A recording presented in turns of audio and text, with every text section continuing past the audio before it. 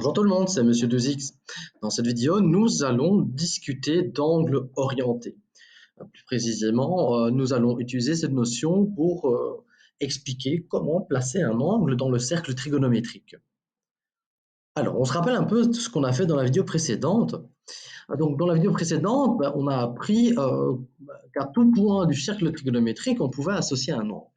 Alors plus précisément, chaque fois qu'on va prendre un point du cercle trigonométrique, à ce point sont forcément associées des coordonnées, et ces coordonnées sont forcément de la forme cos alpha, sin alpha, et le alpha représente un angle, et il ne représente pas n'importe quel angle, il représente par exemple ici l'angle ici. Comme affiché à l'écran, hein, c'est vraiment la figure que j'ai utilisée dans la vidéo précédente. Donc l'abscisse de chaque point du cercle correspond au cosinus de l'angle alpha, et l'ordonnée de ce point correspond au sinus de l'angle alpha. Alors on avait déjà signalé cette problématique dans la vidéo précédente. La première question qu'on devait se poser, c'est pourquoi est-ce que déjà l'angle alpha qui est là est le bon? Et deuxièmement, est-ce qu'il est réellement le bon et comment pourrait-on faire pour trouver l'angle qui est associé à n'importe quel point du cercle trigonométrique, étant donné qu'à chaque point du cercle est associé à un angle particulier. Comment est-ce qu'on peut faire ça? Alors, pour décrire, expliquer cela, on va un petit peu sortir du cadre du cercle trigonométrique et mais si vous avez compris ça dans le cadre plus général que je vais décrire maintenant, eh bien vous avez compris ce qui va se passer dans le cercle trigonométrique d'office. Alors, on va se placer dans la situation suivante. Donc on va travailler avec des angles. Comment est-ce qu'on fait pour construire des angles? Eh bien on utilise ce qu'on appelle des demi-droites. Alors qu'est-ce que ce sont des demi-droites? Ce sont des droites qui ont un début. Ici, c'est le point P. Les deux demi-droites commencent au point P, mais elles sont infinies. Donc elles ont un début, mais pas de fin. Contrairement aux droites qui sont complètement infinies. C'est un objet mathématique à une dimension, et c'est infini de chacun des côtés. Lorsqu'on a ces demi-droites et cette construction, eh bien, on peut construire plusieurs angles en fait. Alors, lesquels? Il y a l'usuel comme affiché ici, mais je pourrais aussi construire l'angle qui est affiché maintenant. Donc, les deux sont possibles. Là, chaque fois que j'ai un angle, forcément, j'ai besoin de deux côtés, mais en fait, je peux construire plusieurs angles. Et la question, c'est naturellement, mais quel angle va-t-on choisir? Comment va-t-on faire? Alors, en fait, ça va dépendre de l'orientation désirée pour l'angle. On va décrire tout de suite ce que c'est l'orientation. Et cette orientation a été décrite par les Grecs durant l'Antiquité, et de façon tout à fait naturelle. Parce que cette orientation se calque en fait sur le mouvement du Soleil à nos latitudes. Alors, ce que j'entends par mouvement du Soleil, c'est la trajectoire du Soleil au cours de la journée à nos latitudes. En général, donc, c'est toujours le cas de toute façon, le Soleil, où est-ce qu'il se lève? Eh bien, il se lève à l'est. Pourquoi se lève-t-il à l'est? Pensez au Japon, comment appelle-t-on, quel est le surnom du Japon? C'est le pays du soleil levant. Le soleil se lève à l'est à nos latitudes, il arrive à son zénith au point le plus haut à midi et se couche à l'ouest. Et donc, on a un sens, la trajectoire du Soleil autour de la Terre nous donne un sens. Alors ce que je viens de raconter est faux naturellement. On sait que ce n'est pas le Soleil qui tourne autour du Soleil, mais c'est la Terre qui tourne autour du Soleil. Elle tourne sur elle-même, mais aussi autour du Soleil. Alors rappelez-vous que les Grecs à l'époque avaient une conception totalement fausse de l'espace. Pour eux, il était évident que ce soit la Terre qui était au centre de l'univers et que tous les autres astres tournaient autour. Ce qu'ils faisaient, c'était qu'ils utilisaient se calquer sur ce qu'ils observaient. Et donc, ce mouvement était observé. C'était levé à l'est et ça se couchait à l'ouest. L'orientation d'un angle va se calquer exactement sur la trajectoire du Soleil. Alors, plus précisément, lorsqu'on va mesurer un angle, On va toujours débuter notre construction à l'est. Pourquoi? Parce que le matin, où se lève-t-il? Il se lève à l'est. Et donc, dans notre construction précédente, on va toujours débuter notre mesure, la mesure d'un angle, au niveau de l'axe ici, de la demi-droite ici, qui est surlignée en vert. Et l'orientation, eh bien, ça va dépendre du sens considéré. L'orientation choisie, ça va dépendre du sens observé. Alors, on va en quelque sorte assigner un signe plus lorsque l'angle que vous voulez considérer se calque, se copie la trajectoire du soleil. Donc, par exemple, l'angle que j'ai considéré ici, eh bien, va être un angle qui va être considéré positif. Il va avoir le signe plus. Pourquoi?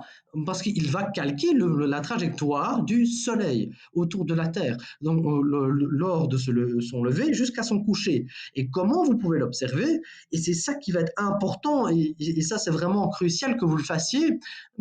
C'est ça que le sens de votre flèche va vous indiquer le signe de votre angle. Ici, étant donné que vous allez de ce morceau-là vers l'autre droite, donc vous partez bien à l'est et vous montez. Donc ça veut dire que vous calquez, vous copiez la trajectoire du soleil au cours de la journée. Donc vous montez, c'est comme si vous faisiez le mouvement dans ce sens-là, et donc l'angle qui est considéré là est positif. Si vous allez dans l'autre sens, si vous partez de là et que vous allez dans le côté, dans le sens, l'orientation inverse, vous allez dans le sens inverse, eh bien là, on va assigner un signe moins à votre angle, comme affiché à l'écran. Donc on voit bien le sens de la flèche. On considère toujours l'angle qui est construit grâce à ces demi-droites, mais on part de là, on part toujours de l'est, d'ici, de ce morceau-là, et on va dans l'autre sens. Là, dans ce cas de figure, l'angle sera négatif. On va assigner un signe moins à l'angle. Et donc, c'est quelque chose, c'est une idée qui est totalement, je veux dire, intelligente et géniale. Et donc, grâce à cette convention, on n'a plus besoin, on n'a plus aucune hésitation possible. Lorsqu'on parle d'un angle ou de tel angle, on sait de quoi on parle et on sait comment le construire. Si vous avez compris ça, eh bien, vous avez compris ce qui va se passer avec le cercle trigonométrique. Alors, avant de passer au cercle trigonométrique, on va donner quelques exemples basiques qui se basent sur cette construction. Par exemple, lorsqu'on a cette configuration suivante, eh bien, si l'angle ici qui est positif est 34 degrés, mais forcément l'autre angle, si je vais dans l'autre sens, eh bien, l'autre angle vaudra moins 326 degrés. Alors pourquoi forcément moins 326 degrés? Eh bien, tout simplement parce que lorsque je fais un tour complet, eh bien, je sais que pour un tour complet, je fais 360 degrés. Donc, si ce petit bout ici fait 34 degrés, mais forcément, l'autre bout va valoir 326 degrés. Mais étant donné que je vais dans l'autre sens, je pars bien de ce morceau-là, je vais dans l'autre sens, eh bien, l'angle considéré vaudra bien moins 326 degrés. Deuxième exemple, si vous avez un angle positif de 120 degrés, eh bien l'angle négatif qui lui sera forcément associé comme affiché à l'écran ici, eh bien vaudra moins 240 degrés. Troisième et dernier exemple, si j'ai un angle positif de 310 degrés comme affiché ici à l'écran, eh bien je peux aussi considérer l'autre angle, celui qui est à l'intérieur ici, et cet angle vaudra moins 30 degrés. Remarquez, je répète, c'est important de bien comprendre ça. Vous débutez toujours la mesure de votre angle de ce côté-ci, par ici. Peu importe l'orientation que vous considérez, que vous alliez dans le sens positif ou que vous alliez, comme pour l'angle ici, moins 240, dans le sens négatif. Eh bien, en fait, dans le cercle trigonométrique, c'est exactement ça qu'on va faire. On va exactement copier cette convention. Il n'y a rien de nouveau. Par exemple, On va toujours débuter notre placement d'angle, notre mesure d'angle par ce côté ici. On commence toujours par le morceau est et on va placer nos angles à partir, on va mesurer nos angles à partir de cette zone ici, toujours. Par exemple, si nous désirons l'angle 120 degrés comme tantôt, eh bien, on va mesurer 120 degrés, on prend notre équerre aristo, on va placer le centre de notre équerre aristo ici, et on va mesurer 120 degrés à partir de là. Et donc, on a 120 degrés, et immédiatement, j'ai un angle qui est associé, un point sur mon cercle qui est associé. Donc, pour ce point-là, j'ai un angle de 120 degrés qui est associé. Mais, comme expliqué dans le cas des angles orientés de base, en fait, j'ai toujours deux possibilités, et même une infinité, comme on l'expliquera plus tard. Donc ici, je pourrais très bien considérer l'angle négatif. Quel est l'angle négatif associé à cette configuration? Eh bien, étant donné que ce morceau-là vaut 120, forcément, l'angle négatif associé vaudra moins 240. Et donc, chaque fois que je vais travailler, je vais placer un angle sur mon cercle trigonométrique, je vais toujours pouvoir au moins lui associer deux angles, un angle qui est positif, comme par exemple ici 120, et un angle négatif qui vaut moins 240. Par exemple, si moi je veux placer l'angle 200 degrés, eh bien c'est possible. Je me fais toujours mon placement à partir de là, de l'est, et je mesure 200 degrés. Alors vous allez me dire, monsieur, oui, mon équerre Aristote ne sait pas mesurer de placer 200 degrés, je suis d'accord avec vous. Mais soyez un peu logique, votre équerre Aristote, jusqu'à combien peut-elle mesurer? Elle sait mesurer jusqu'à 180 degrés. 180 degrés, c'est un angle plat. Donc si vous partez de là, lorsque vous arrivez de l'autre côté ici, vous êtes forcément à 180 degrés. Donc comment vous pouvez faire pour arriver à 200? Il suffit de rajouter 20 degrés à votre construction. Donc vous avez votre angle plat. Si vous voulez placer l'angle 200 degrés, eh bien vous comptabilisez 20 degrés ici en plus. Et c'est tout. Si vous êtes intéressé par l'angle moins 70 degrés, eh bien, il faut faire attention. Moins 70 degrés, c'est l'angle négatif, un angle négatif. Je vais débuter ma mesure à partir de là, toujours, mais je vais aller dans le sens contraire. Je vais dans ce sens négatif, comme affiché à l'écran. Et de nouveau, j'ai un angle négatif. À cet angle, j'ai un point sur mon cercle qui est associé. Remarquez très bien comment ce point est construit, hein. On a toujours relié le centre du cercle à ce point pour pouvoir construire notre angle. Alors, je pense qu'on a compris l'idée, hein. Si par exemple on veut construire l'angle moins 300 degrés, eh bien, de nouveau, c'est un angle négatif, donc je dois réfléchir dans le sens inverse. Donc, je ne vais pas je ne vais pas calquer le mouvement du Soleil, mais je vais faire le mouvement inverse. Donc, je vais toujours partir de l'est ici, et je vais dans l'autre sens. Alors, de nouveau, moins 300 degrés, votre équerre Aristote ne sait pas placer moins 300 degrés. Et de nouveau, restons logiques. Lorsque je fais un demi-tour, j'ai un angle plat. Moi, je veux 300. Un angle plat fait 180. Combien est-ce que je dois rajouter pour avoir 300 degrés? Je dois rajouter 120. Donc, si je veux placer mon angle moins 300 degrés, j'ai 180 et je vais encore mesurer 120 degrés ici. C'est tout. Et de nouveau, à cet angle, j'ai un point sur mon cercle qui lui est associé. Et de nouveau, regardez bien comment il est construit. J'ai mon point et je l'ai relié à mon centre afin de bien mettre en évidence mon angle et remarquez le sens de votre flèche.